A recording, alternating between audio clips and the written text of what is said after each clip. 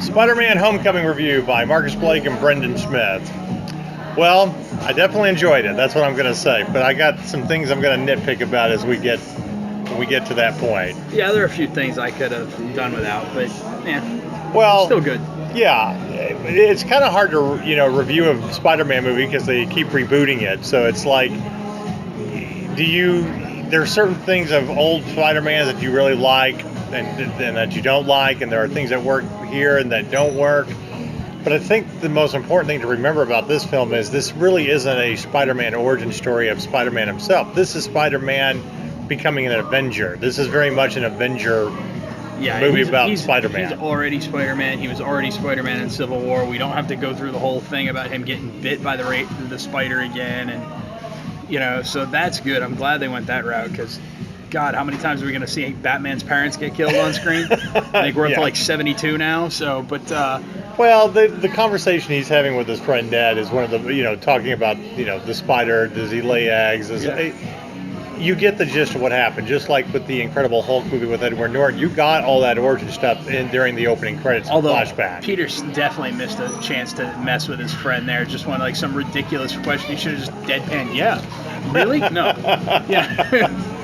I think the important thing about Spider-Man Homecoming is really about Tom Holland being Peter Parker. Yeah. Because you get to see Peter Parker truly as a teenager. And because Tom Holland is a teenager, it's more believable. Exactly. Instead of just a short adult. Right. And that was part of the problem with Tobey Maguire is while he was, dorky and all that and really captured the essence of Peter Parker in a lot of ways, it's hard to believe that they should have skipped the origin story with Tobey Maguire's Peter Parker and gone straight to Peter Parker and graduating college. Right, exactly. The overall essence of this movie, I think, is fantastic. Because, it's really about him trying to find his place in the world and being a superhero.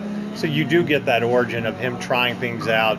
But at the same time, his exploration of the suit itself, which this is the first time that we're dealing with a suit that he doesn't invent. Yeah.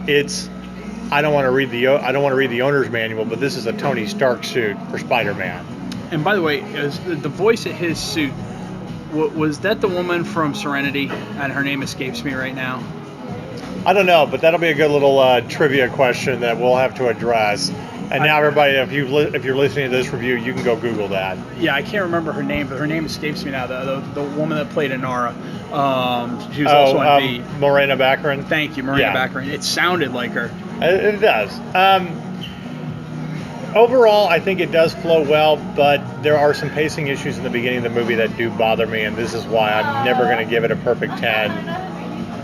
Honestly, the pacing issues, it's like too slow getting to the action. Right. There's a lot of great things. It's funny. The comedy's definitely there, but it really does take a long time. And I'm sorry, but they played up too much that Aunt May is hot, because Aunt May's not supposed to be hot. I'm not supposed to be attracted to Aunt May. Right, exactly.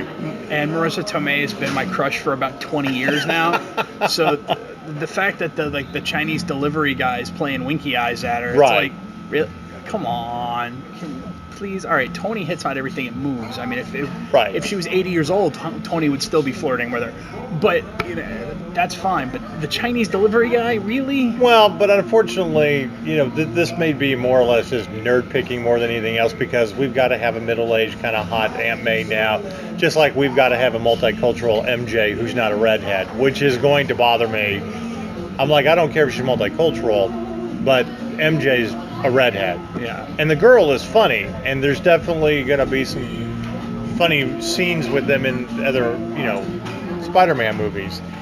But like I said, in exploring who he is and trying to become a superhero, but also trying to tell the story of the villains and why they're villains, you took probably 20 to 30 minutes too long to explain all that and to throw comedy in there before you ever got to it.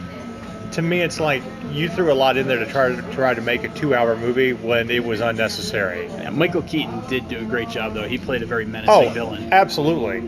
Yeah. It's great, and really that whole the best scene with Michael Keaton is there's moments of him being Bruce Wayne that you see when he's driving them to the prom and he's having that kind of comedic conversation. Well, then it turns with With Well, when he turned around, I was waiting for him to go, name's Dangerously.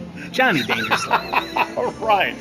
There's always that little whimsical smile and Yeah. you know, and his devilish attitude that makes Michael Keaton great. Did you know your last name was an adverb? Anyway, But you know, and I think that's one of the strong points of Spider-Man: Homecoming is Michael Keaton playing the villain, and a villain that you can root for. Yeah. That you understand why they're doing what they're doing, and you know he's not bland in any way. But there is something that I think that we kind of have to talk about in comparing Spider-Mans, because we've had Tobey Maguire, Andrew Garfield, and now Tom Holland. For me, I think Tom Holland is the best out of all of them. Not only for being the teenager, but really capturing that geeky essence. And I think he did that in Civil War when he was fighting Winter Soldier and he caught the punch and he's sitting there in the middle of the fight going, "You have a silver arm? That's so cool." Right. So, I mean, from a casting standpoint, fantastic job. Yes, very much so. And Tom Holland, props to you for setting up and really, you know, figure out how you're going to play Peter Parker as a teenager who's still really not sure of himself. But then again, boasts a lot of confidence because he is Spider-Man. No. Overall, I do give this movie an 8 out of 10. I can't really go any higher because, again, there are some things, you know, with the pacing in the very beginning, it takes too long. And some of the gripes about, you know, you haven't really captured Aunt May like she should be in the comics, and, of course, MJ and stuff. The other side of it is, if you really are going to, if you're going to try to have kind of a comic story, I was kind of surprised that we didn't get to Gwen Stacy first. Like the little blonde girl that you see on the television wasn't going to be Gwen Stacy, and that's what he's, at least with the Andrew Garfield movies, they did it right. Well, you know, hey, maybe they just decided we just did Gwen Stacy with the other last two. Let's not rehash the same storyline. And that's a fair point. So, but I concur. I give it an 8 too. Some of the same reasons, some different. But yeah, I think it's just. What are your other gripes about this movie? I hated high school. So it's a personal gripe there.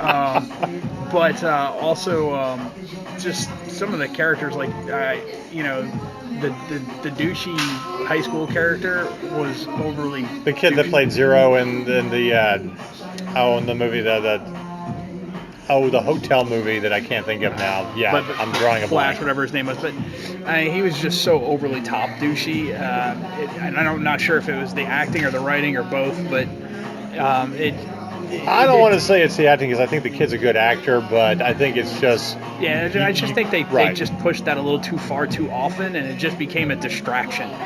Yeah. And so that kind of took away from it for me. Well, I did like how he had his spare suit hidden under the lockers. He Right. just picked up the entire set of lockers. It's like we hide stuff in the up and under the lid of our lockers. He just lifted the entire locker set up. Well, one of the things that does make this movie fantastic is really the very beginning, where the entire it's him filming on his phone, so you see it through that perspective, and I thought that was just absolutely brilliant, because it takes you right up to him being in Civil War afterwards. The chemistry between him and Jon Favreau as Happy and Tony Stark, to me, is what really makes up, you know, the essence of the movie, because it is this fatherly kind of, you know, uncle, you know, mentorship and all that. And Robert Downey Jr. is always going to be great in anything he does because he's Robert Downey Jr. But the way that he, you know, deals with Peter Parker, and on top of giving him sage advice, because, you know, as trying to be a better father figure than his father. Right. And, you know, the line that really defines that movie, you know, if, you know, talking about him, you know, if you can't be anything without the suit, you shouldn't have it. Yeah. You know. But, you know, like I said, there's just it's not a perfect movie. It's just a very entertaining one. Right. I wouldn't even go as far as to say it's my favorite Spider-Man. I still think the first one with Tobey Maguire probably is always going to be my favorite out of the modern day Spider-Man. And I think that has a lot to do with Willem Dafoe. Exactly, as a strong villain, but at the same time, the perfect flow of you get that origin story, him becoming a hero, and you jump right immediate to, you know, Green Goblin But you know he's going to be in that Iron Spider suit for Infinity War. Right. You know that's coming. And you know what? I'm not crazy about that design, but I understand it for Infinity War. Yeah. I really do like. Probably one of my favorite scenes is when he's trapped and he's starting to go through the refresher course and he's having the conversation, and there's a lot of greatness to all of that in really understanding all the essence of the suit and the little side comments when he discovers something. Yeah. But that's a tribute to him being that innocent kid. And the impatience. We've only been here 37 minutes. Are you kidding? So, yeah, like I said, this is a great Spider-Man movie. They should definitely make more, intertwined with Avengers, but him, in solo movies. I think if you're going to get to a good, proper Spider-Man trilogy, you'll probably do it right with him. Yep. But I do think this has a chance to have a similar trajectory as Thor, where each Thor movie has gotten progressively better, and I think Ragnarok is by far going to be the best Thor. Right. I think this really has the opportunity to do the same thing. Yeah. The only thing that I hope is that as you start to introduce, obviously you're going to get to some of his main villains and reintroduce those. You don't get to that crap like they did with the original Spider-Man 3 where you have all of them. Right. You don't need the entire Rogues Gallery. Right, and then you have the worst actor that could possibly play Venom that just... And you completely waste Thomas Hayden Church. Exactly. So, yeah. So, I mean, learn from your lessons there, or from we can't have that. Now, one final thing I'd love to say is, if you're going to have the absolute perfect last scene and just last comment and all that, they really truly did it with this, with Aunt May. We're not going to quite spoil it, but right at that cutoff point. It's the punctuation moment on the movie. It's the punctuation mark. It really is. Absolutely. And it's the funniest where we kind of just bust out laughing because it just kind of sums everything up with her. So... But yes, overall good movie. I give it an 8 out of 10. Same here.